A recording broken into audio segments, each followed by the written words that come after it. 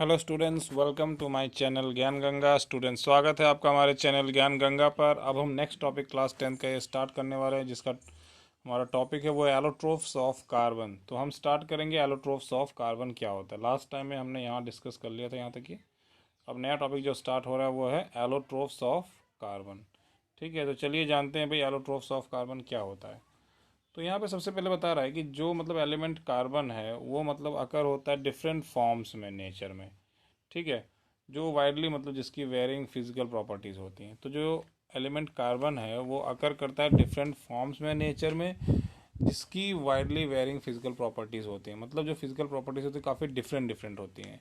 जैसे देखिए, डायमंड हो गया और ग्रेफाइट हो गया, दोनों क्या है, फॉर्म्ड बाई कार्बन एटम्स। तो आपको याद रखना है कि डायमंड और ग्रेफाइट ये दोनों ही, यानी कि डायमंड और ग्रेफाइट ये दोनों ही कैसे बने होते हैं, कार्बन एटम से बने होते हैं।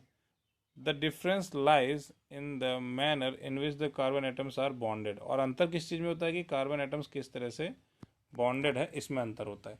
तो आपको याद रखना है कि कार्बन एटम्स किस तरह से बॉन्डेड है, इसके ऊपर सब कुछ डिपेंड करता है। ठीक है, तो जैसे हम डायमंड की बात करें तो डायमंड में क्या होता है, each carbon atom is bonded to 4 other carbon atom. तो डायमंड की जब हम बात कर रहे हैं तो डायमंड के केस में हमें पता है कि जो एक कार्बन एटम होता है, each carbon atom is bonded to the 4 other carbon atom, यानी कि एक कार्बन एटम दूसरे 4 कार्बन एटम से बना होता है, forming a rigid 3 dimensional structure. तो डायमंड का स्ट्रक्चर कैसा बना देते हैं, एक रिजिड और 3 डायमेंशनल स्ट्रक्चर बना देते हैं। तो हमें ये याद रखना है कि ये एक रिजिड और 3 डायमेंशनल स्ट्रक्चर बनाते हैं। ठीक है, तो रिजिड और 3 डायमेंशनल स्ट्रक्चर ये बना देते हैं। ठीक, ये हो गया डायमंड की बात। ग्रेफाइट की बात करें तो जो ईच कार्बन एटम होता है वो बॉन्डेड होता है टू 3 अदर कार्बन एटम, यानी कि जो ग्रेफाइट है उसमें 3 कार्बन एटम से लगा होता है ये, और डायमंड में क्या होता है, एक कार्बन एटम 4 कार्बन एटम से लगा होता है, अटैच होता है या बॉन्डेड होता है। तो ग्रेफाइट में क्या होता है कि एक कार्बन एटम जो होता है वो 3 कार्बन एटम से बॉन्डेड होता है। ठीक है, इन द सेम प्लेन, और ये सेम प्लेन होता है, गिविंग अ हेक्सागोनल एरे। और इसको कौन सा एरे देता है, ये हेक्सागोनल एरे देता है। ठीक है, तो इसको कौन सा एरे देता है, ये हेक्सागोनल एरे। ठीक है, अब बता रहा है कि one of these bonds is A double bond, और इनमें से जो एक बॉन्ड होता है वो एक डबल बॉन्ड होता है, एज दस the valency of carbon is satisfied. और इस केस में क्या होता है कि एक डबल बॉन्ड होता है जिसकी वजह से फिर ये जो वैलेंसी होती है कार्बन की वो भी सेटिस्फाइड हो जाती है। तो वैलेंसी को सेटिस्फाइड करने के लिए यहाँ पे एक डबल बॉन्ड बनाता है और जिससे इसकी वैलेंसी सेटिस्फाइड हो जाती है। ठीक है, graphite structure is formed, graphite structure क्या होता है, कैसे बनता है, is form by the hexagonal array. ठीक है, तो हमें यहाँ पे ये याद रखना है कि ग्रेफाइट स्ट्रक्चर कैसे बनता है, हेक्सागोनल एरे से। ठीक, तो आपको ये याद रखना है कि जो ग्रेफाइट स्ट्रक्चर है वो बनता है हेक्सागोनल एरे से, being placed in layers one above the other. ठीक, तो आपको ये याद रखना है कि जो ग्रेफाइट का स्ट्रक्चर है वो कैसे बना है, हेक्सागोनल एरे से, बीइंग प्लेस्ड इन लेयर्स, मतलब वो एक लेयर में प्लेस्ड होता है, वन अबव द अदर, एक दूसरे के ऊपर। अब देखिए, स्ट्रक्चर ऑफ ग्रेफाइट और स्ट्रक्चर ऑफ डायमंड, ये देखिए ये हो गया स्ट्रक्चर ऑफ ग्रेफाइट, ध्यान से देखिए इसको। ठीक है, और ये हो गया स्ट्रक्चर ऑफ डायमंड। तो ये हो गया दोनों में देखिए अंतर और सिमिलरिटी। और ये बोल रहा है स्ट्रक्चर ऑफ C60 बकमिंस्टर फुलरेंस। तो ये इस याद रखिएगा, ये स्ट्रक्चर है किसका, the structure of C60 Buckminster fullerene. ये इसका स्ट्रक्चर देखिए, ऐसे साइक्लिक स्ट्रक्चर है, पूरा गोल गोल है। ये स्ट्रक्चर हो गया डायमंड का, देखिए। ठीक है, जिसको आप बना के थोड़ा प्रैक्टिस कर लें तो आपको अच्छे से समझ में आ जाएगा। ये हो गया स्ट्रक्चर ऑफ ग्रेफाइट। तो ये स्ट्रक्चर वगैरह आपको बनाना आना चाहिए। ठीक है,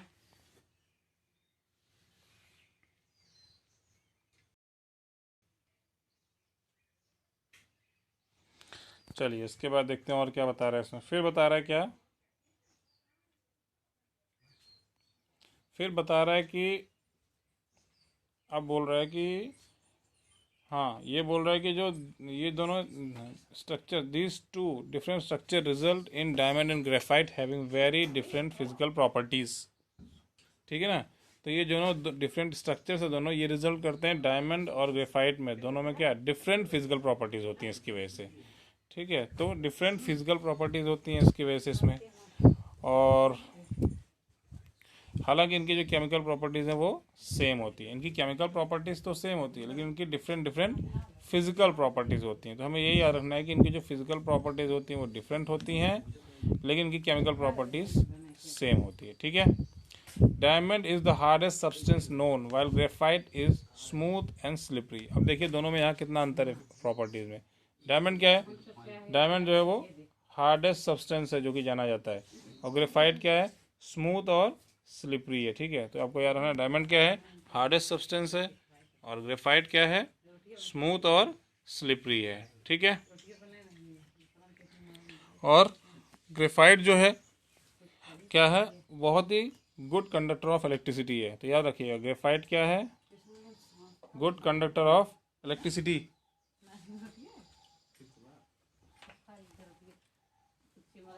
ग्रेफाइट क्या है, ग्रेफाइट जो है गुड कंडक्टर ऑफ इलेक्ट्रिसिटी है।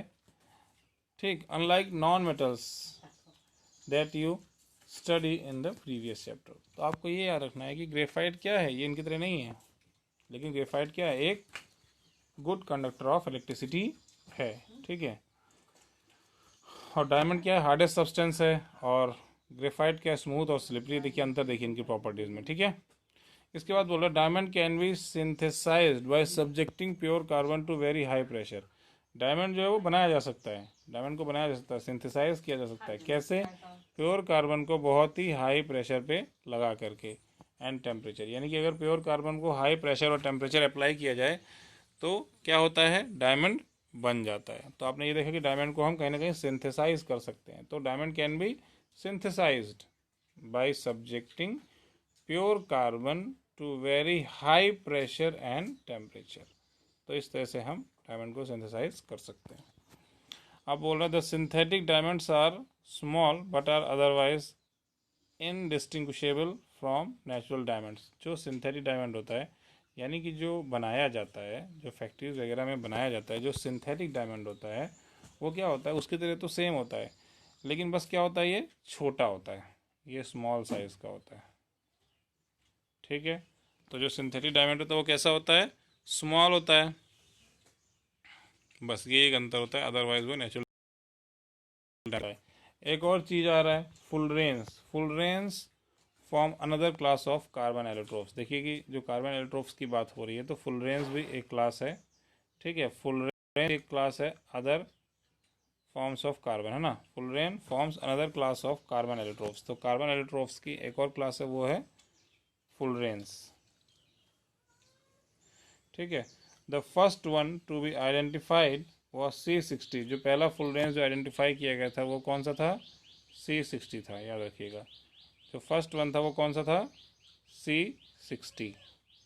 ठीक है, तो इसको आपको याद रखना है कि जो पहला फुलरेन आइडेंटिफाई किया था वो C60 था, which has carbon atoms arranged in the shape of football. तो जो फुलरेंस, इसमें कार्बन एटम किस तरह से अरेंज्ड होते हैं, इसमें जो कार्बन एटम्स हैं वो अरेंज होते हैं किस शेप में, शेप ऑफ फुटबॉल में।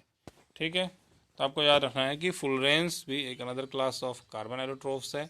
ये पहले आइडेंटिफाई किया गया था C60 के रूप में, और इसका जो स्ट्रक्चर है वो फुटबॉल के शेप में है। जो कार्बन एटम्स जो होते हैं जो वो अरेंज होते हैं एक फुटबॉल के शेप में।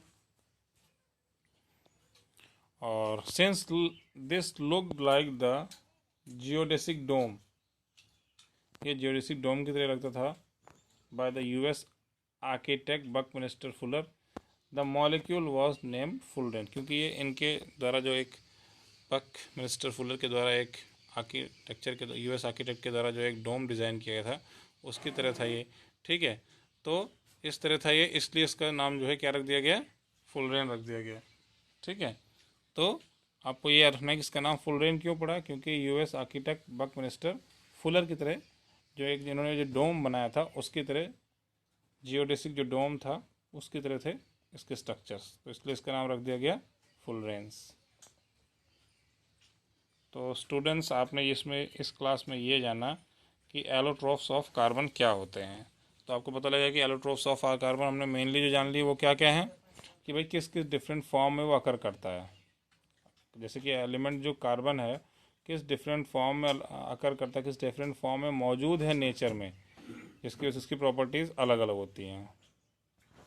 तो आपने जान लिया कि डायमंड होता है, ग्रेफाइट होता है और C60 यानी कि फुलरेंस होता है। ये तीनों डिफरेंट एलोट्रोप्स ऑफ कार्बन है। इनके देखिए फिजिकल प्रॉपर्टीज़ अलग है, इनके देखिए अरेंजमेंट अलग है, कार्बन एटम का अरेंजमेंट अलग है, इनकी सारी प्रॉपर्टीज़ भी इसीलिए अलग अलग हैं। यही सारी चीज़ें हैं, लेकिन ये है क्या, ये सब के सब एलोट्रोप्स ऑफ कार्बन है, यानी कि ये सब के सब कार्बन से ही मिलके बने हैं। ठीक है, तो ये सब के सब कार्बन से ही मिलके बने हैं। ठीक, तो ये आपको इसमें याद रखना है। तो ये हमने जाना इस क्लास में एलोट्रोप्स ऑफ कार्बन। तो ये एक टॉपिक मैंने डिस्कस किया, इसको आप अच्छे से पढ़िए, अच्छे से समझिए, वीडियो को देखिए, दिमाग में बिठाइए, इसको रीड करिए, एक बार 2 बार रीड करिए। अब हम थोड़ा थोड़ा पढ़ेंगे, समझ के पढ़ेंगे, और आप लोग पूछते जाइएगा जो चीज़ ना समझ में आए तो कमेंट करके आप पूछ सकते हैं। ठीक है, तो ये एक टॉपिक मैंने ख़त्म कर दिया एलोट्रोप्स ऑफ कार्बन। इसको पूरा अच्छे से पढ़िए, समझिए, नोट्स बनाइए, क्वेश्चन आंसर सॉल्व करिए। देखिए इसके बाद क्वेश्चन आंसर्स हैं, ये क्वेश्चन आंसर्स पूरा सॉल्व करिए, अपना सॉल्व करके दिखाइए मुझे कितना काम आप कर रहे हैं।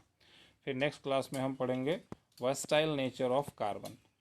तो वर्सटाइल नेचर ऑफ कार्बन हमारा नेक्स्ट क्लास का टॉपिक होगा, इसको पढ़ेंगे हम नेक्स्ट क्लास में। ठीक है, तो स्टूडेंट्स ये लेक्चर यहीं ख़त्म होता है, मिलेंगे नेक्स्ट प्रेजेंटेशन में।